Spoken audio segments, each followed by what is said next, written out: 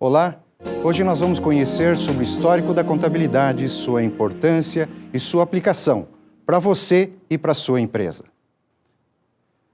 Vamos ver um relato a respeito de como se registravam todos esses fatos, tudo o que acontecia a respeito da contabilidade há muito tempo atrás.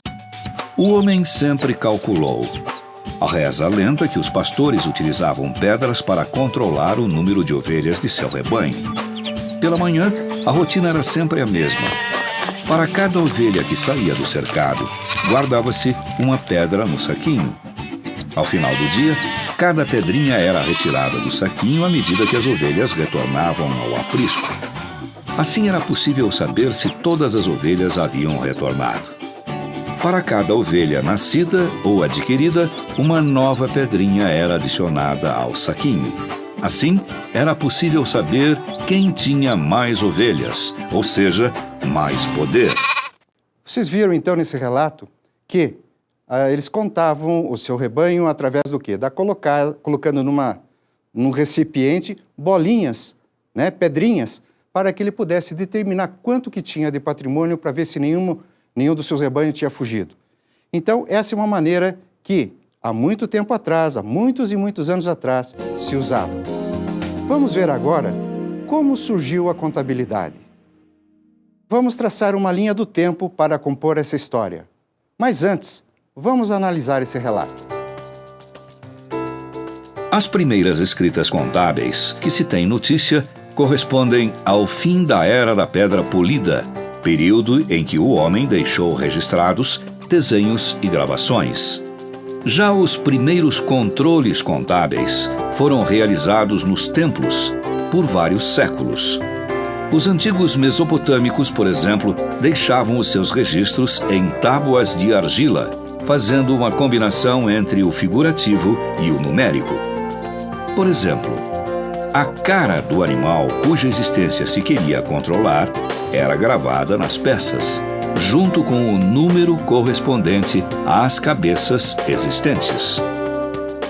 Pode-se notar nesse texto de que o registro do patrimônio já havia em tábuas de argila desde os primórdios dos tempos. Maturidade da contabilidade. Vamos ver agora um relato a respeito da contabilidade na Idade Média. A Idade Média foi um período importante para a história da contabilidade. Nessa época surgiu o moinho de vento, além de novas técnicas de mineração e metalurgia. Foi neste período também que o aperfeiçoamento da bússola e outros inventos possibilitaram aos navegadores desbravarem outros mares. Com isso, o comércio exterior se expandiu e surgiu a necessidade de criar um livro que recebia registros de recebimentos e pagamentos em dinheiro. Era uma espécie de livro-caixa mais rudimentar que o que conhecemos hoje, pois fazia o controle de débito e crédito. Nesse momento, as raízes do capitalismo estavam se desenvolvendo. A maturidade da contabilidade surgiu entre o século XII e o século XVII.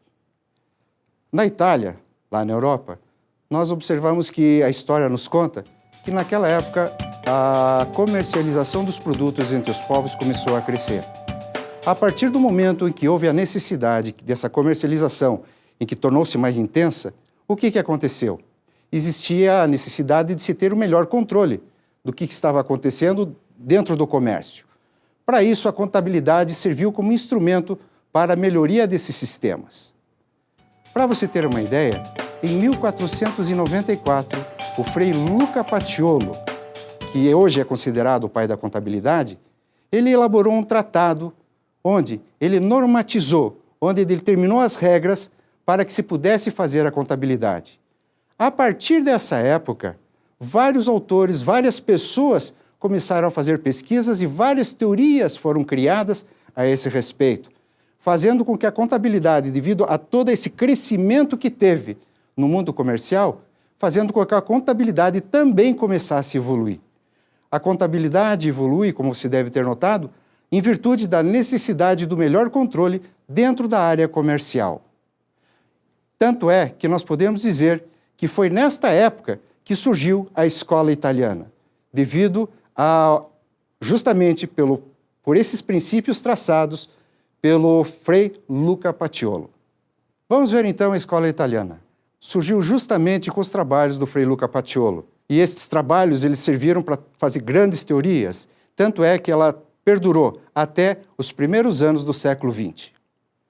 Não podemos esquecer o advento da Revolução Industrial que surgiu na Inglaterra, em que a Inglaterra saiu daquele período da fabricação artesanal, partindo para a prática industrial, onde um controle mais preciso, mais detalhado em cima de todo o processo era necessário, fazendo com que a contabilidade também começasse a crescer.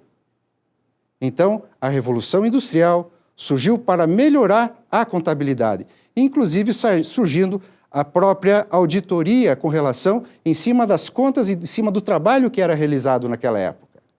Teve uma outra escola muito importante, que é a escola americana.